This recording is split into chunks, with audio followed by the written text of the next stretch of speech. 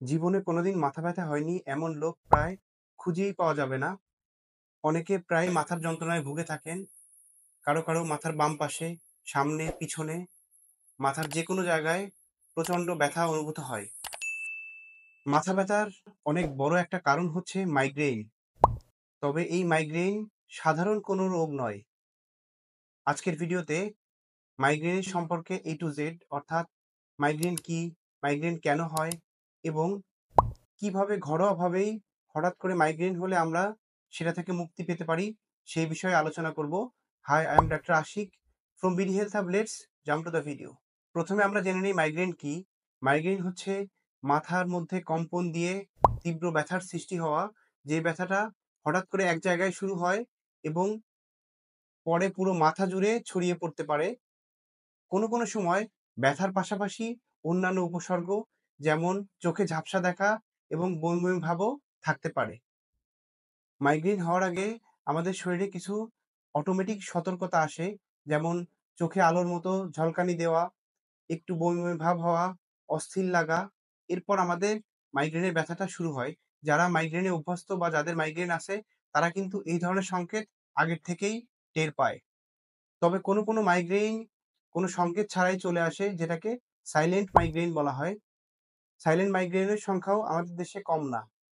মাইগ্রেনের প্রধান লক্ষণ হচ্ছে মাথার যেকোনো এক পাশে মাঝারি থেকে তীব্র ব্যথা অনুভূত হওয়া।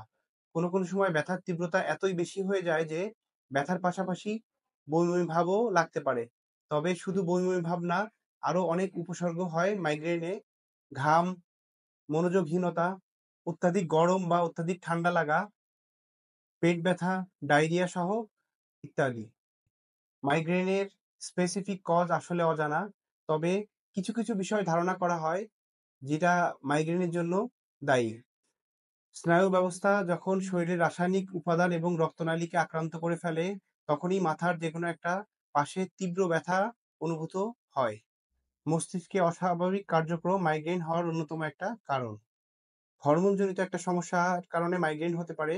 মায়েদের ঋতুস্রাবের সময় মায়েদের শরীরের যে হরমোনের ইমব্যালেন্স হয়, এটার কারণে কিন্তু অনেকাংশে মাইগ্রেন হতে পারে। এছাড়া মানসিক চাপ, দুশ্চিন্তা, উদ্বেগ এবং হঠাৎ আঘাত পাওয়ার কারণেও কিন্তু মাইগ্রেন হতে পারে। এছাড়া শারীরিক বিভিন্ন কারণ আছে, যেমন রাতে প্রপার ঘুম না হওয়া এবং অত্যাধিক পরিশ্রম করে ফেলা হঠাৎ করে, এটার কারণেও কিন্তু অনেক সময় মাইগ্রেন হয়। পরিবেশগত একটা কারণ থাকতে পারে মাইগ্রেন হওয়ার। যেমন আপনি একটা পরিবেশে, যেমন আপনি বাংলাদেশে অবস্থান করতেছেন, নাতিশীতোষ্ণ অঞ্চল। হঠাৎ করে আপনি কানাডায় শিফট করলেন, সেখানে প্রচন্ড ঠান্ডা। তাহলে আপনার এই পরিবেশগত ইমব্যালেন্স এর জন্য কিন্তু আপনার মাইগ্রেন হওয়ার সম্ভাবনা খুবই বেশি। আমাদের খাদ্য অভ্যাসের কারণে অনেক সময় মাইগ্রেন হতে পারে। আমরা যারা অত্যাধিক তেল মসলা জাতীয় খাবার পছন্দ করি, ফাস্ট ফুড পছন্দ করি, তাদের কিন্তু অত্যাধিক গ্যাস হয় এবং গ্যাস থেকে কিন্তু এই মাইগ্রেনের সম্ভাবনাটা অনেকাংশেই বেড়ে যায়। মাইগ্রেনের চিকিৎসা, আমরা হঠাৎ করে মাইগ্রেনে আক্রান্ত হলে কি ব্যবস্থা নিতে পারি এবং এর পার্মানেন্ট চিকিৎসা কি, সেই সম্পর্কে চলুন একটু আলোচনা করে নেওয়া যাক। মাইগ্রেনের আসলে স্পেসিফিক কোনো চিকিৎসা নেই।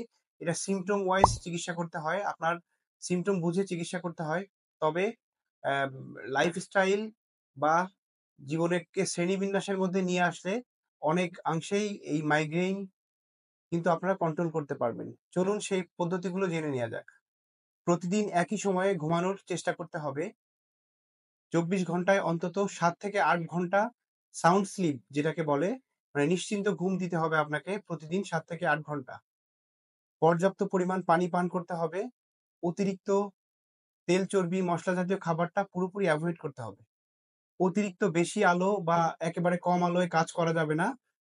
তীব্র ঠান্ডায় অথবা তীব্র গরমে বাইরে কাজ করা যাবে না, বা যদি কাজ করতে হয় সেরকম প্রোটেকশন নিয়ে আপনাকে কাজ করতে হবে।